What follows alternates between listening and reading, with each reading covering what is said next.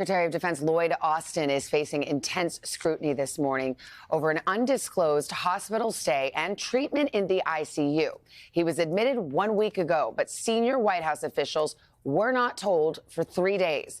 NBC's senior Washington correspondent Hallie Jackson joins us with the details. Hallie, kind of go through the timeline here, when he had his initial medical intervention, the ICU, and when the disclosure came.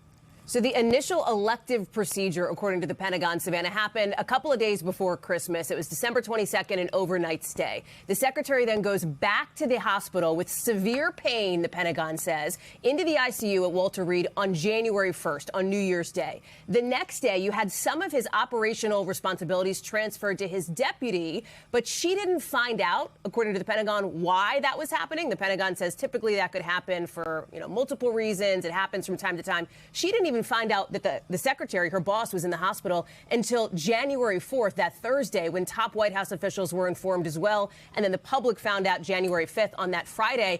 That lag time, that period of several days, that is what is causing this intense scrutiny, all of these questions, Savannah, because think about the timing here. There's a war in Ukraine. There's a war in the Middle East. There are regional tensions in the Red Sea and elsewhere. There's a lot going on in the world, and that's why there is such a spotlight on what has happened this past week. Yeah, and the deputy, who didn't know why she was being tapped to take over those duties, actually was in Puerto Rico at the time, as you know, Hallie. So what's the likely fallout here? What are the unanswered questions this morning?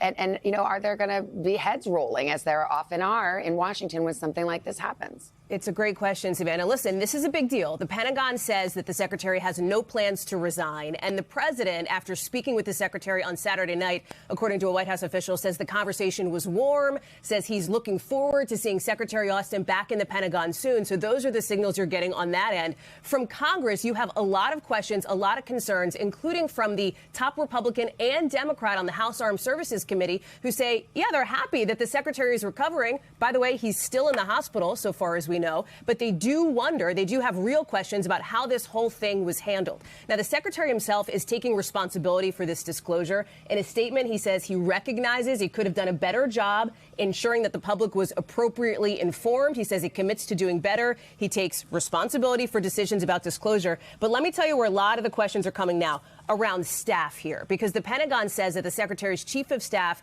didn't make some of the required notifications, or the notifications that should have happened because she was sick. That is where I think you're seeing some questions. One former defense official tells me that these staff questions, either an issue of perhaps incompetence or a lack of empowerment, both of which are problematic. There are obviously a lot of people who want some answers here, and this is what both the Pentagon and the White House, I think, are going to be called to the carpet on in the days to come, Savannah. All right, Hallie Jackson in Washington. Thank you, Hallie. Hey, thanks for watching. Don't miss the Today Show every weekday at 11 a.m. Eastern, 8 Pacific on our streaming channel, Today All Day. To watch, head to today.com/allday or click the link right here.